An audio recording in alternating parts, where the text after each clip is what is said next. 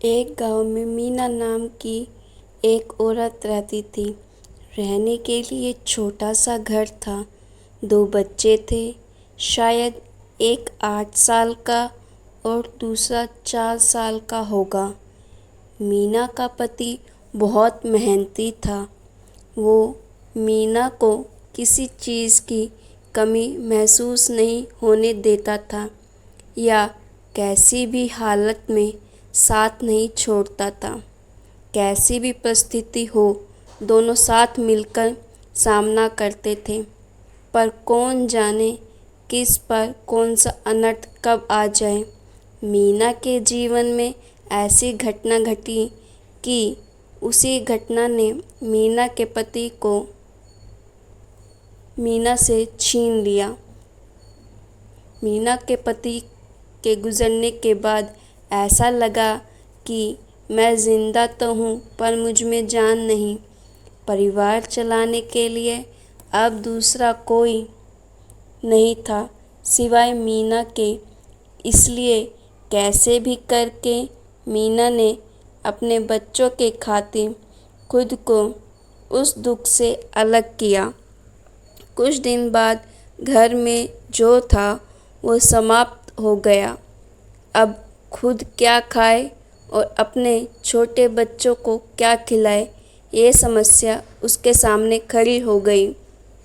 बच्चों के लिए मीना को अभी कुछ काम करना ही था।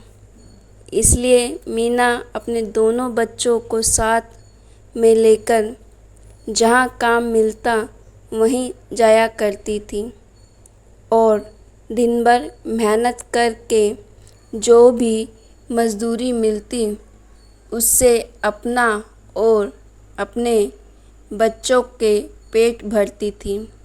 ऐसे ही समय बीतता गया और चलता रहा। लेकिन एक दिन मीना के शरीर में थोड़ी कमज़ोरी महसूस होने लगी।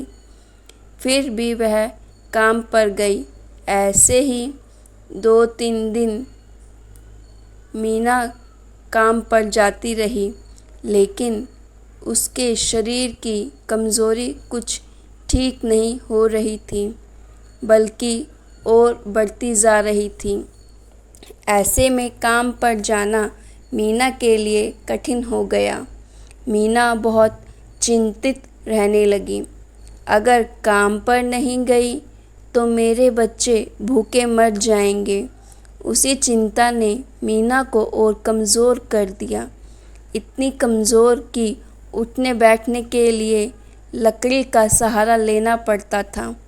इसी कारण उसके बच्चे भूखे मर रहे थे।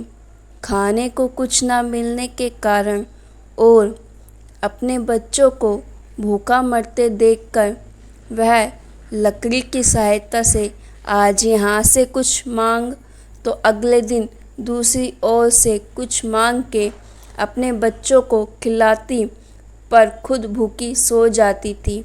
ऐसे ही एक दिन वह खुद जा न सकी थी, इसलिए अपने बच्चों को समझा के खाने के लिए कुछ मांगने के लिए गांव में भेज देती है। कुछ समय बाद 2 चपाती और थोड़ी सी सब्जी लेकर लौटते हैं। 2 चपाती से 3 जन कैसे तृप्त होंगे, इसलिए वे 2 चपाती दोनों बच्चों को खिला देती है। वह बरसात का समय था। बिजली न होने के कारण घर में अंधेरा छाया हुआ था। अंधेरे में ही वह अपने बच्चों को एक कमरे में सुला देती है और दूसरे कमरे में जाकर सो जाती है। रात को तेज बारिश होती है और बिजलियां जोर से कड़कड़ाती हैं। मीना को थोड़ा आराम मिलता है, इसलिए वह गहरी नींद में पड़ जाती है। ऐसे में मीना को एक सपना दिखाई देता है। वह एकदम तंदुरुस्त हो गई है, काम पर जाती है।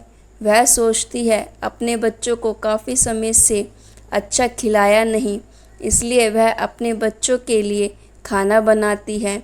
बाद में अपने बच्चों और वह साथ में बैठकर खाना खाकर सो जाते हैं।